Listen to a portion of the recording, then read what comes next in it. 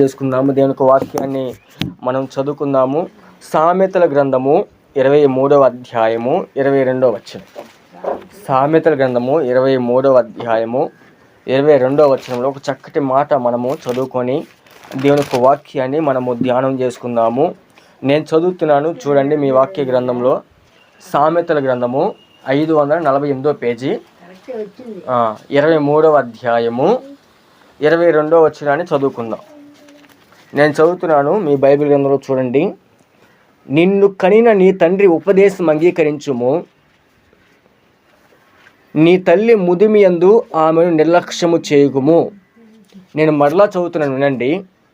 నిన్ను కనిన నీ తండ్రి ఉపదేశం అంగీకరించుము, నీ తల్లి ముదిమి యందు ఆమెను నిర్లక్ష్యము చేయుకుము. దేవుడు ఈ మాట ద్వారా మనందరితో మాట్లాడుగాక. ఆమేన్ చెప్పండి. దేవుని యొక్క వాక్యాన్ని మనము జ్ఞాపకం చేసుకుందాము. నిన్ను కనిన నీ తండ్రి ఉపదేశము అంగీకరించుము. ఈ మాట గురించి మనం నేర్చుకుందాము. నిన్ను కనిన నీ తండ్రి, అందరు చెప్పండి. నిన్ను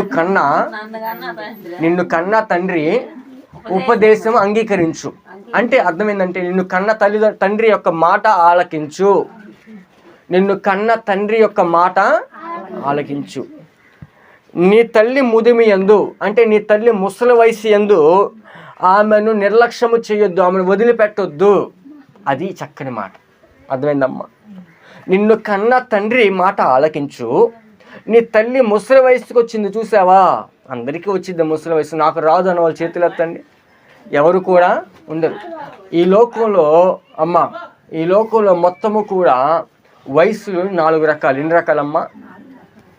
చిన్న పిల్ల వయసు, మధ్య వయసు, యవన వయసు, మధ్య వయసు, ముసలి వయసు. ఎన్ని వయసులు? 4 జాబితాల్లో మనుషులందరూ కూడా వెళ్తూ ఉంటారు. ఒకటి చిన్న వయసు. ఏ వయసు? ఒకడు చిన్న పుట్టిన కానుంచి 15 సంవత్సరాలు వచ్చిన దాకా ఏ వయసు అంటారు? దాన్ని చిన్న వయసు అంటారు. 13 సంవత్సరాలు ఉన్న చిన్న వయసు అంటారు. 14 సంవత్సరాలు ఉన్న చిన్న వయసే అంటారు. ఎప్పుడైతే 15 సంవత్సరాలు దాటి 15 సంవత్సరాలు దాటి, నా మాట అర్థమవుతుందా? 15 సంవత్సరాలు దాటి 25 సంవత్సరాల దాకా వయసు వస్తుందో ఆ వయసుని యవ్వన వయసు అంటారు. ఏ వయసు అంటారు? యవ్వన వయసు అంటారు. సో 25 సంవత్సరాల నుంచి 45 సంవత్సరాల దాకా, ఎన్ని సంవత్సరాల దాకా? 25 సంవత్సరాల నుంచి 45 సంవత్సరాల దాకా ఉండే వయసుని మధ్య వయసు అంటారు. ఏ వయసు? మధ్య వయసు. 45 సంవత్సరాల నుంచి ఇంక తర్వాత బతికినంతకాలం, 70 కావచ్చు, 80 కావచ్చు, 60 కావచ్చు, ఆ బతికిన సంవత్సరాన్ని ముసలి వయసు అంటారు. ఏ వయసు అమ్మా? ముసలి వయసు. అయితే ఎందుకు ఈ మాట చెబుతారంటే, యేసుక్రీస్తు ప్రభువారు ఆ ముసలి వయసుని ముదిమి అన్నారు. ఏమన్నారమ్మా? ముదిమి అంటే ముసలి వయసు అని అర్థం బైబిల్ భాషలో. అర్థమైందా? ముదిమి అంటే ముసలి వయసు అని అర్థం. అర్థమైందా? అయితే నిన్ను కన్న తండ్రి ఉపదేశం అంగీకరించు, నీ తల్లి ముదిమిలో ఆమెను నిర్లక్ష్యము చేయొద్దు. చాలామంది లోకంలో మనము చూస్తూ ఉంటే దేవుని యొక్క వాక్యం చాలా చాలా విషయాలు మాట్లాడుతూ ఉండిద్ది. కొన్ని విషయాలు మనకి నచ్చో, బైబిల్లోని విషయాలు. అందుకే బైబిల్ చదవటానికి చాలామందికి కోపం, బైబిల్ వాక్యం వినడానికి చాలామందికి కోపం. ఈ మాటలు వింటే పాటించాలి, పాటించకపోతే దేవుడు శపిస్తాడు అని ఆలోచన చాలామంది వాక్యం వినటానికి ఉండరు, చెప్పిన మాట వినటానికి ఉండరు. దేవుని యొక్క వాక్యం మాట్లాడుతుంది, తండ్రి శిక్షించిన కుమారుడు జ్ఞానవంతుడు అవుతాడంట. ఎవరు శిక్షించిన కుమారుడు? తండ్రి శిక్షించిన కుమారుడు జ్ఞానవంతుడు అవుతాడు. ఒకరు కనుక తండ్రి కనుక శిక్షించలేదనుకో, వాడు ఏమవుతాడు? పనికిమాలినోడు అవుతాడు. ఏమవుతాడు? ఇది నేను చెప్పే మాటలు కాదు, బైబిల్ గ్రంథంలోనే మీకు చూపిస్తాను ఆ మాటను. దేవుని స్తోత్రం. హల్లెలూయా, హల్లెలూయా. ఇంకొక మాట కూడా జ్ఞాపకం చేసుకుందాము. అదే సామెతల గ్రంథము 20వ అధ్యాయము అదే చదువుకుందాము. సామెతల గ్రంథం 20వ అధ్యాయం 20వ వచనం చదువుకుందాము. ఇక్కడ ఇంకొక చక్కని మాట వ్రాయబడుతుంది 20వ అధ్యాయం 20వ వచనంలో.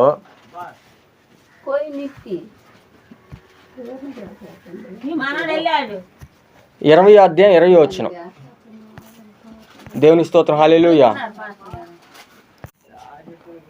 మీరు వాళ్ళని తిట్టొద్దు. వాళ్ళని ఏం చేయండి అంటే వాళ్ళని ప్రేమించండి. దూషించినా మీరేం చేయండి?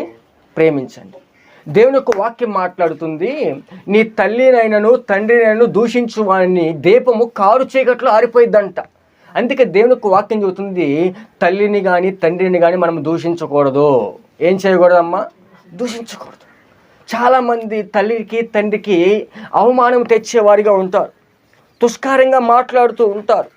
ఇంకొకటి మాట చదువుకున్న అదే సామెతల గ్రంథం 19వ అధ్యాయము పక్కనే ఉందమ్మా.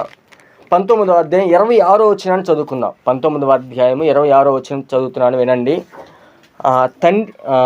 తండ్రికి కీడు చేసి తల్లిని తరిమివేయువాడు అవమానమును అపకీర్తిని కలుగుజేయువాడు. ఏంటంటండి? తండ్రికి ఏం చేస్తాడంట? కీడు చేసి తల్లిని తరిమేస్తారు. చూసావా? తండ్రికి కీడు చేస్తారు, తల్లిని తరిమేస్తారు. అటువంటి వాడినంట అవమానం వెంటాడిద్దంట అమ్మ, అపకీర్తి వెంటాడిద్దంట. ఇది నేను చెప్పే మాటలా? బైబిల్లో రాయబడింది. ఎప్పుడు? కొన్ని వందల వేల సంవత్సరాల క్రితమే పరిశుద్ధాత్మ దేవుడు ఇదిగో ఈ ప్రపంచంలో ఇది జరగబోతుంది. బ్రహ్మంగారు చెప్పిన కాలజ్ఞానం కాదు. బ్రహ్మంగారు కూడా బైబిల్ చదివి చెప్పాడు. మీకు తెలుసా ఆ విషయం? అమ్మా, బ్రహ్మంగారు కాలజ్ఞానం ఉంది అంటారు. బ్రహ్మంగారు కూడా ఎవరి శిష్యుడు తెలుసా? మన భారతదేశానికి వచ్చాడు చూసావా, తోమా, యేసు ప్రభు శిష్యుడు. ఆయన తోమా శిష్యులో బ్రహ్మంగారు కూడా ఒక ఆయన. తెలుసా మీకు ఆ విషయం?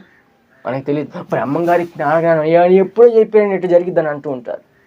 మీకు తెలియని విషయాలు నేను చదువుతాను, వినండి జాగ్రత్తగా. అర్థమైందమ్మా? బ్రహ్మంగారి కాలజ్ఞానం చెప్పిన విషయాలు కాదు. ఆయన కూడా బైబిల్ గ్రంథం చదివి చదువుతున్నాడు ఆ విషయాలు కూడా. కానీ బైబిల్ గురించి ఎక్కడ కూడా చెప్పలే ఆయన.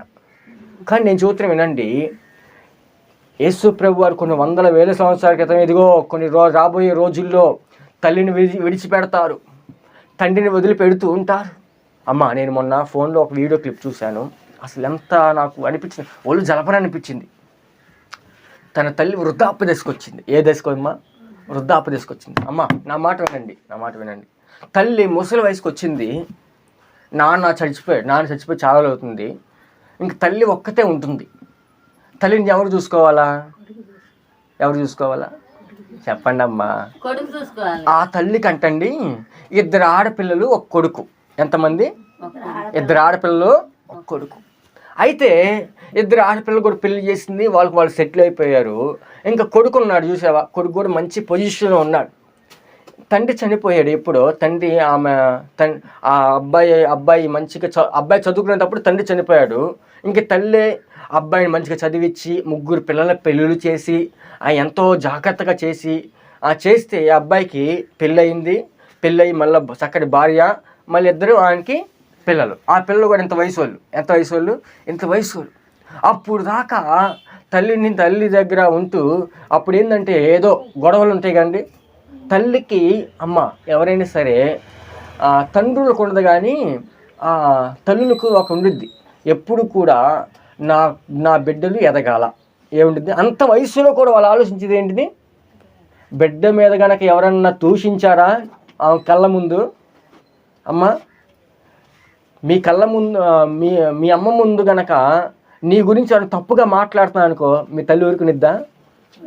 అవతవే నువ్వు నా పిల్ల గురించి మాట్లాడతా, నువ్వెంత, నీ బ్రతికంతా, నా బిడ్డ గురించి మాట్లాడతావా అంటారనరా? చెప్పండి, నా మధ్య లోకం జరిగే విషయం అంటారనరా? అంటారు. అదే రకంగా అంటండి.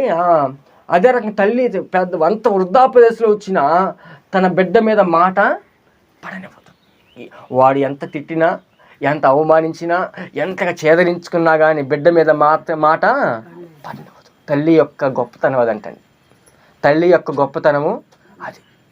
చాలామంది ఈయన అదే రకంగా ఉంటూ ఉన్నప్పుడు ఈ యొక్క కుమారుడికి ఏం చేసిందంటే, తల్లి ఉండే కొద్ది ముసలిదైపోయి ఇంకా లేవలేని పరిస్థితి, తన పని తను చేసుకోలేకపోతుంది. ఎవరైనా చేసి పెడితేనే తింటుంది. ఆమెకు కూడా ఏమొచ్చిందంటే, ఒక్కనొక దినమున ఇంట్లో కోడలు ఏం చేస్తుందో తెలియదు, జారి కింద పడిందంటండి. ఆ తల్లి జారి కింద పడేబడికి ఇది చూసావా, ఇది కొంచెం బెసికి కాలు ఇంకా నడవలేని పరిస్థితి అయిపోయింది. ఎవరు? ముసలాం అయిపోయేపటికి ఇంట్లో ఇంకా ప్రతిది ఎవరు చేసుకురావాలి? ఇప్పుడు కోడలు చేసుకురావాలి. ఇంక కోడలకు 2-3 రోజులు చేసి చేదరించుకుంటుంది. చీ అంటుంది, తూ అంటుంది, నీ బతికెందుకు, ఇంకా చావరాదా అనేక మంది దూషంగా మనం మాట్లాడుతూ ఉంటే అది వచ్చిన తర్వాత ఏం చేసేది, మళ్ళీ వాళ్ళ ఆయన వచ్చిన తర్వాత సాడీలు చెప్పేది. అదిగో మీ అమ్మ అటు చేస్తుంది, మీ అమ్మ అటు చేస్తుంది, ఇటు చేస్తుంది, అదిగో పక్కింటి వాళ్ళు పిలుచుకొని కూర్చోబెట్టి అట్లా మాట్లాడుతుంది. నేను ఎంత చేసి పెడుతున్నా కానీ ఏం లేదు, కొంచెం కూడా మర్యాద లేదు అన్నట్టు మాట్లాడుతుంటే మనోడికి ఏముంది, తల్లి మీద ప్రేమ తగ్గిపోయింది. ఎవరి మీద ప్రేమ పెరిగింది? ఇప్పుడు భార్య మీద ప్రేమ పెరిగింది. పెరిగేపటికి అమ్మ నిజంగా జరిగిన విషయం చెబుతున్నాను, భార్య మీద ప్రేమ పెరిగేపటికి ఇంకా ఒక వారం అంతా విన్నాడు, 2 వారాలు విన్నాడు. ఇంక ఈ చిరాకు వచ్చేసేసి అమ్మ బండెక్కు, బయటికి తీసుకెళ్తాను అన్నాడు. బండెక్కు, కారులో ఎక్కువ బయటికి వెళ్దాం సరదాగా అన్నాడు. అని బయటికి తీసుకెళ్ళాడు. ఎప్పుడైతే గుర్తుపెట్టుకుని ఆమెను తీసుకెళ్ళక ముందు ఒక రోజు ముందే హాస్టల్లో అండి, ఒక అనాథ హాస్టల్లో, ఒక వృద్ధాశ్రమంలో ముందుగానే ఆమె పేరు రాయించేసి, అమ్మ రేపు నా అమ్మని తీసుకొస్తాను, మా అమ్మని బయట నేను గనక వదిలిపెట్టానికి మా అమ్మ తట్టుకోలేదు, ఏడ్చిద్ది, మా అమ్మ ఇంకా ఉండని పారిపోయిద్ది కూడా, అయితే ఒక పని చేస్తాను, తీసుకొచ్చి నేను బయట వాళ్ళ హాస్టల్ బయట బస్ స్టాండ్ ఉంది, ఏముందమ్మా ఆ వృద్ధాశ్రమం బయట బస్ స్టాండ్ ఒకటి ఉంది, ఆ బస్ స్టాండ్లో కూర్చోబెడతాను, కూర్చోబెట్టి మీకు ఫోన్ చేస్తాను, ఉదయం నుంచి సాయంత్రం వరకు ఒక్కతే కూర్చొనిద్ది, సాయంత్రం వచ్చి మీరు తీసుకెళ్ళండి అమ్మా అని చెప్పి ఆయన ముందుగా ప్లాన్ చేశాడు. అయితే ఏమైనా కారులో ఎక్కించుకెళ్ళి ఏమికి తెలియదు కండి, అయ్యో నా కుమ్మాడు ఎన్నాళ్ళకి నన్ను బయటికి తీసుకెళ్తున్నాడు, ఏదైనా తినిపిస్తాడేమో. ముసలి వాళ్ళకి అదే ఉండిద్దిలేండి, ఎందుకంటే వయసులో ఉన్నంతకాలం చాలా బాగానే తింటారు, ఆ వయసులోకి వచ్చేప్పటికి ఎవరు పెట్టరు కదా, వాళ్ళు కోరుకునే ఒక ముద్ద గుక్కెడు సద్దన్నం అంతే కదండి ఆ వయసులో కోరుకునేది. అలా ఉంటే ఈ తల్లి అదే కోరుకునేది, అయ్యో నా కుమారుడు బయట తీసుకెళ్తున్నాడు, నాకు చక్కగా ఈరోజు కడుపు నిండేదని తినిపిస్తా, ఇంట్లో నా కోడలు ఏం కూడా నాకు పెట్టట్లేదు, తనే నా ముందు తినేసి ఎక్కిరించుకుంటూ తినేసి నాకు ఏం పెట్టకుండా అదిగో సద్దన్నము, ఇంకేం పెడతారమ్మా, సద్ది కూరలు, వాసన వచ్చే కూరలు, వల్ల మంచి తిని సద్దన్నం నాకు పెడుతుంది, ఆ వాసన నేను తినలేకపోతున్నాను అమ్మ, అమ్మ నా వైపు చూడండి, ఎవరి గురించో కాదు, నా గురించి అని అనుకోండి, ఎవరు కూడా అమ్మ నా గురించి అనుకోండి, నా వైపు చూడండి, పెడుతున్నారు, ఇంకా నా వల్ల కాదు, నా కుమారుడు చక్కగా నన్ను బయటికి తీసుకెళ్తున్నాడు, కడుపుని నాకు ఆ అన్నం పెడతాడు, బిర్యానీ తినిపిస్తాడు అని తల్లి ఎంతగానో సంతోషపడితే కారు ఎక్కిందంటండి. ఎంతగానో సంతోషపడితే ఏమెక్కింది? కారు ఎక్కింది. చూస్తూ ఉంది, ఏ హోటల్ దగ్గర ఆపుతాడేమో, ఏ తినుబండాల దగ్గర ఆపుతాడేమో, ఏ బజ్జీల దగ్గర ఆపుతాడేమో, ఏ పునుగుల దగ్గర ఆపుతాడేమో అని తల్లి ఎదురు చూస్తూ కారులో అటు చూస్తుంది ఇటు చూస్తుంది, నవ్వుకుంటుంది. అమ్మ బిడ్డ మీద అబ్బా నా బిడ్డ ఎంత మంచోడు అని మనసులో అనుకుంటుంది. తల్లి ఏమనుకుంటుంది? మనసులో అనుకుంటుంది, నా బిడ్డ ఎంత మంచోడు అని బయటికి తీసుకొచ్చాడు, వాడి భార్యను కూడా అంత ఎక్కువ తీసుకురాడు, నన్ను తీసుకొచ్చాడు అనుకుంటూ ఉంటే ముందుగా ఆయన ఏం చేసి తెలుసా, ఆమెకు తెలియకుండా బట్టలు కూడా ముందుగానే ప్యాక్ చేసి వెనకాల డిక్కీలో పెట్టేశాడు. హల్లెలూయా. ఆమెకు తెలియదు ఆ బట్టలు డిక్కీలో ఉన్న సంగతి, సంచి ఉన్న సంగతి. 4-5 ఏముంటాయి, ముసలి వచ్చిన తర్వాత ఎన్ని బట్టలు, 100 బట్టలు ఉంటాయి అమ్మ, 4 చీరలు, 4 జాకెట్లు, 4 అయ్యే ఉంటాయి, అవునా కదా? ఆయన ముందుగానే ఒక సంచిలో పెట్టేసేసి కారులో డిక్కీలో పెట్టేసేసి వాళ్ళ అమ్మని తీసుకెళ్తుంటే వాళ్ళ అమ్మ దగ్గర వెంటనే అక్కడ ఒక ఆపాడు. అక్కడ ఆపి అక్కడ బస్ స్టాండ్, ఏ బస్ స్టాండ్? వృద్ధాశ్రమం ముందున్న బస్ స్టాండ్ ఆపి, అమ్మ ఇక్కడ కూర్చో, లోపల చిన్న పని ఉంది, వెంటనే వస్తానన్నాడు.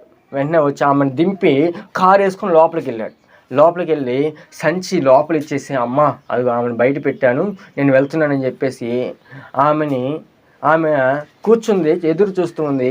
ఆయన హాస్టల్ నుంచి వేరొక దారి ఉంది అటు బయటికి వెళ్ళడానికి, అమ్మ రోడ్లోకి వెళ్ళడానికి. ఆయన ఆ కారు తీసుకొని అటు నుంచి అటు వెళ్ళిపోయాడు. ఇంకా తల్లి ఒక్కతే కూర్చొని ఎదురు చూస్తూ ఉంది, నా బిడ్డ ఎక్కడైనా వస్తాడేమో, నన్ను తీసుకెళ్తాడేమో, నాకు ఏదైనా తినిపిస్తాడేమో. ఆకలేస్తుంది తల్లికి, ఏం వేస్తుందమ్మా? ఆకలేస్తుంది, ఏం తినిపిస్తాడేమో. అదిగో నాకు బిర్యానీకి తీసుకొస్తానికి వెళ్ళాడేమో, అదిగో నాకు పునుగులు అంటే బాగా ఇష్టంగా నాకు ఇష్టమైన ఫుడ్ తీసుకొస్తానికి వెళ్ళాడేమో అని ఎదురు చూస్తూ ఉన్న 1 గంట అయింది, రాలా. 2 గంటలు అయింది, రాలా. 3 గంటలు అయింది, అయినా రాలా. 4 గంటలు అయింది, అయినా రాలా.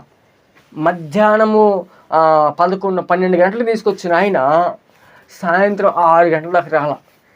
ఆకలేస్తుంది ఒక పక్కన, ఇంటికి వెళ్దా దారి తెలియదు. హల్లెలూయా. ఇంటికి వెళ్ళాలన్నా ఒకవేళ దారి తెలిసినా నడవలేని పరిస్థితి. ఏ పరిస్థితి? చిన్న కర్ర పెట్టుకొని కుంటుకుంటూ వెళ్ళిపోవాలి. ఆ పరిస్థితుల్లో ఆమె పరిస్థితుల్లో మనం ఉంటే ఏం చేస్తాం చెప్పండి? ఏం చేస్తాం? నిజంగా జరిగిందండి. నేను రియల్గా ఆ మాట వినేటప్పుడు నాకు అసలు ఏం అర్థం కాల. అయ్యో ఇటువంటి వాళ్ళు కూడా ఉంటారనిపించింది. వెంటనే సాయంత్రానికి అమ్మ ఏమీ తెలియనట్టు లోపల నుంచి కొంతమంది వచ్చారు. ఏమీ తెలియనట్టు విషయం అంతా వాళ్ళకి తెలుసు. ఏమీ తెలియనట్టు వచ్చి ఆమె భుజాల మీద చేసి ఆమె కొంచెం అన్నం పెట్టి కొంచెం నీళ్ళు ఇచ్చి, అమ్మ ఏం కాదులే అమ్మా, రా ఇంకో పక్కన ఒక ఇల్లు ఉందా, ఇంట్లోకి వెళ్దాం రా, మీ అబ్బాయి నెంబర్ ఇవ్వండి, మేము ఫోన్ చేస్తాం అని హాస్టల్లోకి తీసుకెళ్ళిపోయారు. తీసుకెళ్ళిన తర్వాత 2 రోజుల తర్వాత అప్పుడు చెబుతున్నారంటండి. అప్పుడు ఏం చెబుతున్నా తెలుసా? అమ్మ ఇది ఏ హాస్టల్లో వృద్ధాశ్రమం. తల్లిదండ్రులు అంటే బిడ్డలకు పడక వదిలేస్తారు చూసావా, అది హాస్టల్ అమ్మ, ఇదిగో అని చెప్పేసి వెంటనే ఆమె సంచి ఆమెకి ఇచ్చారు. ఆమె బెత్తరిపోయింది.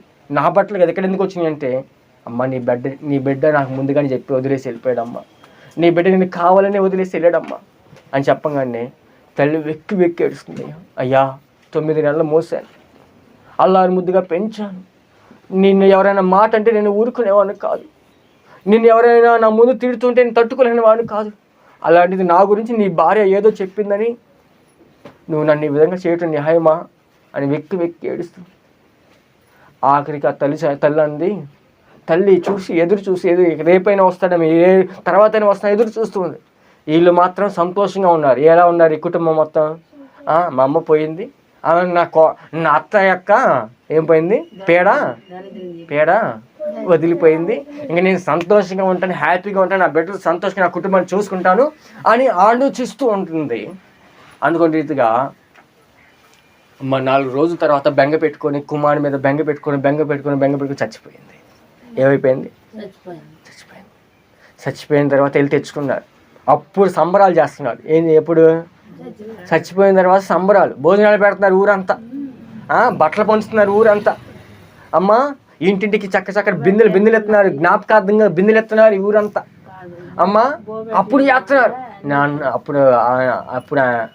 అప్పుడు ఆయన అంటున్నాడు, నిజమే కదా, నిజమే. తల్లి తండ్రి ఉన్నప్పుడు వారి విలువ తెలియదండి. నాకు తెలుసు వారి విలువ. నా జీవితంలో చాలాసార్లు కూడా నేను హాస్టల్లో ఉన్నప్పుడు హాస్టల్ దగ్గరికి ఎవరైనా తల్లిదండ్రులు ఉన్న పిల్లలు వస్తారు చూసావా, వాళ్ళు వచ్చి పిల్లలకి ఏదో ఒకటి బిర్యానీ ఇంటి దగ్గర నుంచి ఏదో ఒకటి వండుకొచ్చి వాళ్ళకి పెడుతూ ఉంటే నేను అక్కడే ఇంత నించొని చూసేవాడిని. వాళ్ళకల్లే ఏం చేసేవాడిని? ఇంత నించొని చూసేవాడిని. నాకు కూడా ఉంటే ఎంత బాగుండు. హల్లెలూయా. నాకు కూడా ఏం పెట్టేవాళ్ళు? నాకు కూడా మా అమ్మ చేత ముద్ద తినేవాడినే, మా నాన్న చేత కౌగిలింత పొందుకునేవాడిని అనిపించేది నాకు కూడా. కానీ దేవుని చిత్తం ఏందో తెలియదు, కానీ దేవుడు నన్ను వారికి దూరం చేశాడు. హల్లెలూయా. చాలాసార్లు అనుకునేవాడిని అమ్మ. చాలామంది ఎవరైనా బిడ్డలతో మంచిగా మాట్లాడుతుంటే నాకు కూడా మనసు కనిపించేది, నాకు కూడా ఉంటే ఎంత బాగుండని. దేవుని స్తోత్రం. ఎందుకు ఈ మాట చెబుతున్నా అంటే,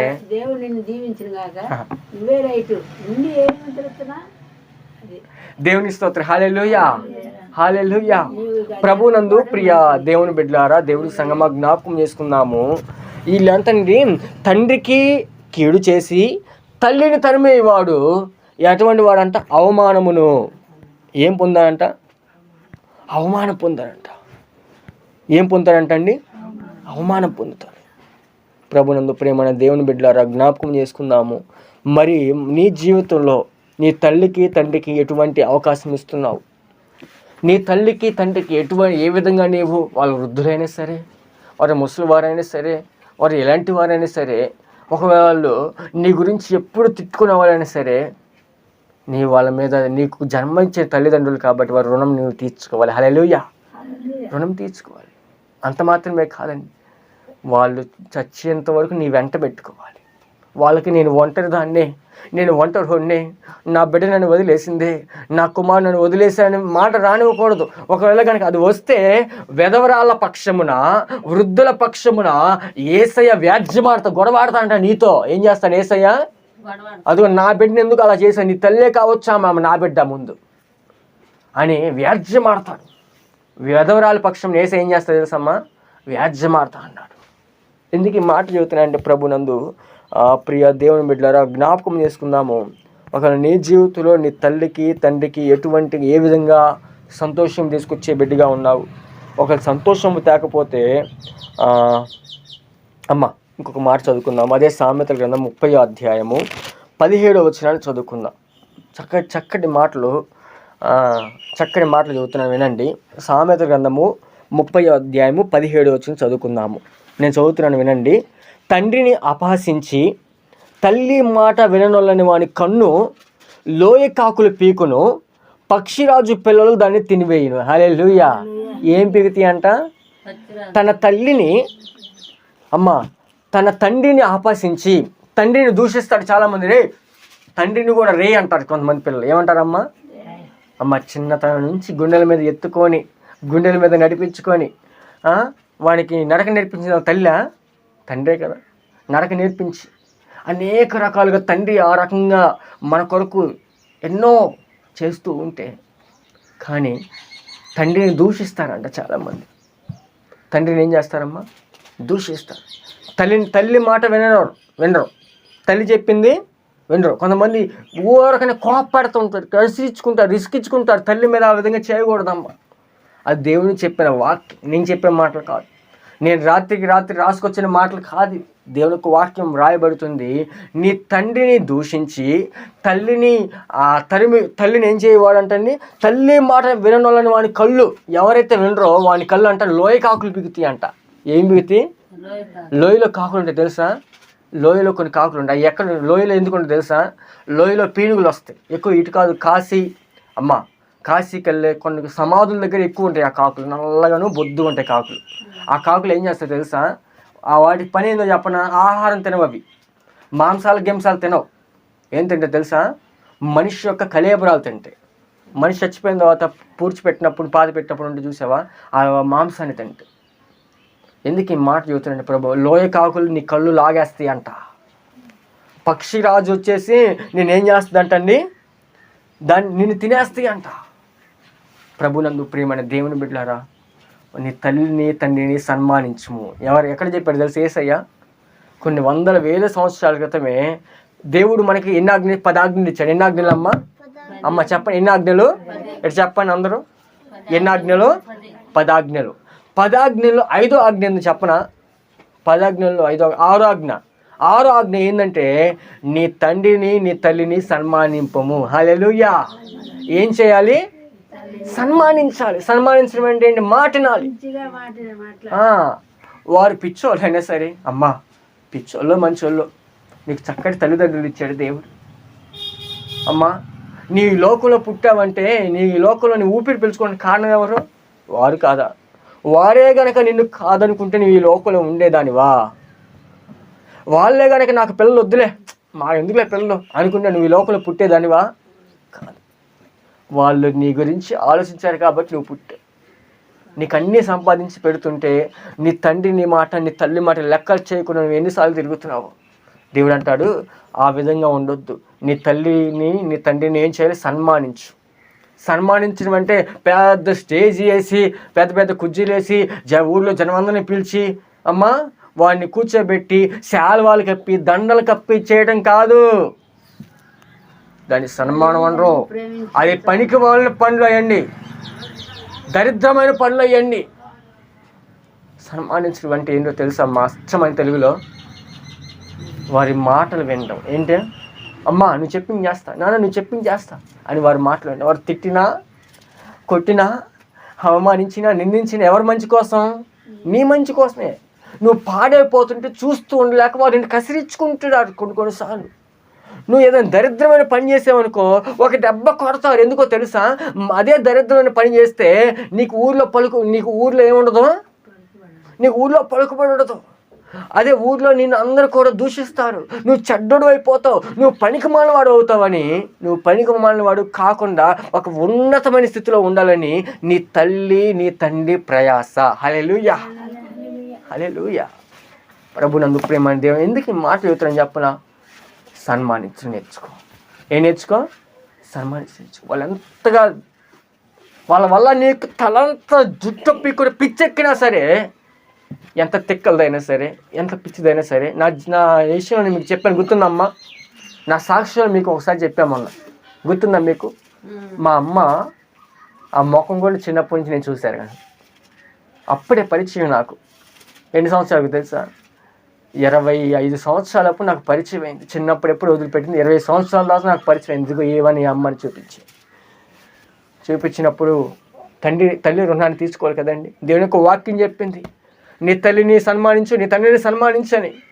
వాళ్ళని ఎదుగో తండ్రిని శిక్షించిన కుమారుడు, తల్లిని శిక్షించిన కుమారుడు వాడు నిరుపేద అవుతాడని చెప్పింది. దేవుని యొక్క వాక్యం నాకు తెలుసు కాబట్టి అయ్యా నీ మాట వింటాను అయ్యా, నన్ను ఏం చేయమంట?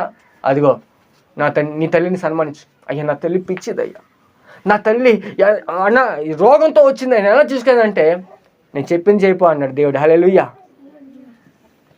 దేవుడు చెప్పిన పని చేశాను నేను అక్కడ. హల్లెలూయా. నా తల్లి అదే పరిస్థితిలో ఉన్నప్పుడు హాస్పిటల్ తీసుకెళ్ళాను. 2 నెలలండి. తిన్నాను తినలేదో, నాకు సరైన బట్టలు ఉన్నాయో లేవో అడుక్కునేవాడిగా చూశాను. మురికి బట్టలు వేసుకొని అమ్మ హాస్పిటల్ ఎక్కడో అడుగును పడుకొని మురికి బట్టలు వేసుకొని ఎక్కడ గుంటూరు రైల్వే స్టేషన్లో అడుక్కు తిన్నాను నేను. ఆకలికి లేక, తినడానికి లేక పోషించుకున్నాను. ఎందుకు ఈ మాట చెబుతాను చెప్పనండి? ప్రభునందు ప్రేమైన దేవుని బిడ్డలారా, ఆ బాధను అనిపించాను. వారి యొక్క విషయం నాకు తెలుసు. అందుకే దేవుని యొక్క వాక్యం చెబుతుంది, నీ తల్లిని నీ తండ్రిని సన్మానించు. అంత మాత్రమే కాదండి, మరొక మాట కూడా నేను చదువుతున్నాను, వినండి. మనం చదువుకుందాము. మరొక మాట కూడా మనం చదువుకుందాము. అదే సామెతల గ్రంథము 19వ అధ్యాయము 13వ వచనం. అదే సామెతల గ్రంథం 19వ అధ్యాయము 13వ వచనం. సామెతల గ్రంథము 19వ అధ్యాయము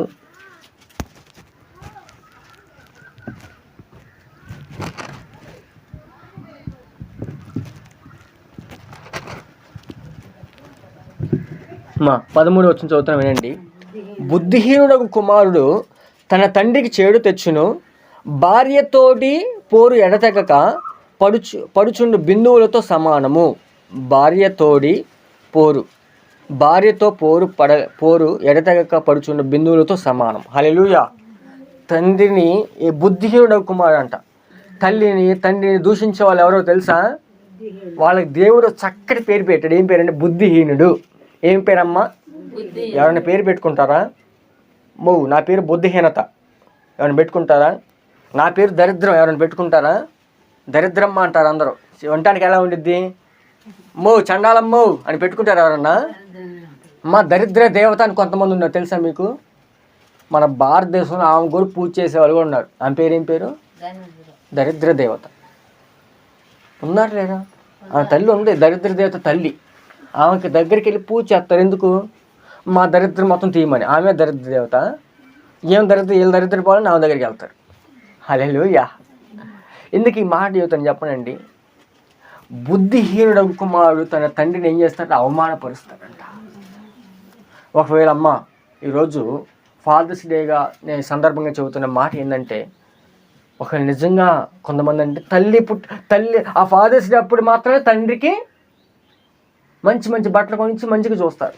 ఆ మదర్స్ డే అప్పుడే తల్లిని మంచిగా చూస్తారు. స్నేహితుల దినోత్సవం వచ్చినప్పుడే స్నేహితులు మంచిగా చూస్తూ ఉంటారు. లవర్స్ డే వచ్చినప్పుడే లవర్స్ మంచిగా చూస్తూ ఉంటారు. ఎందుకు ఈ మాట చెబుతాను చెప్పనండి? ప్రభునందు ప్రియమైన దేవుని బిడ్డలారా, నువ్వు రోజును బట్టి వారిని గొప్ప చేస్తావేమో, కానీ నా యేసయ్య మాత్రం నిన్ను ప్రతిరోజు గొప్ప చేస్తాడు. హల్లెలూయా. ఆ దేవుడు ఎలాంటి వాడో తెలుసమ్మా? ఒక పాపిష్టి దాన్ని మనం చదువుకున్నాం, గుర్తుందా? మన పోయిన ఆదివారం ఒక పాపిష్టి ఆమెని ఏమని పిలిచాడో తెలుసా? అమ్మ అన్నాడు. ఆమె జీవితం ఏంటంటే రోడ్డు మీద వెళ్తే జా అనే వాళ్ళందరూ కూడా అలాంటి ఆమెని ఎవరైనా అమ్మ అని పిలుస్తారా? కానీ నా యేసయ్య ఎంత మంచివాడో తెలుసండి. నా యేసయ్య ఎంత గొప్పవాడో తెలుసండి. ఆయన ఎవరిని కూడా నెట్టి వేసేవాడు. లోకంలో నీకు పలుకుబడి లేకపోవచ్చు, లోకంలో నీ చేదరించుకోవచ్చు, కానీ నా యేసయ్య ఎలాంటి వాడంటే నీ స్థితి ఏదైనా, నీ పరిస్థితి ఏదైనా నీతో మాట్లాడే దేవుడు. హల్లెలూయా. నీతో మాట్లాడే దేవుడు. అంత మాత్రమే కాదు, నా యేసయ్య ఎలాంటి వాడు అంటే అందరూ దూషించినా సరే నిన్ను మాత్రము నీ మీద మాట పడనిచ్చేవాడు కాదు. నీ మీద ఏం చేసేవాడు కాదు. యోబు జీవితంలో అమ్మ మనం చదువు